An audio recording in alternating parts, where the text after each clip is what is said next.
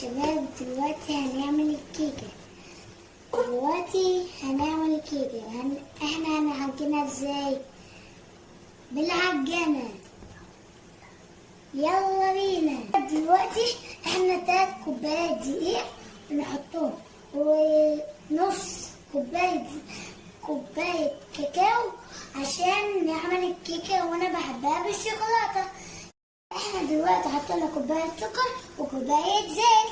يلا فانيليا وبيكنج باودر، شوية خل صغيرين، شوية ملح صغيرين. يلا نجيب من الثلاجة 4 بيضات.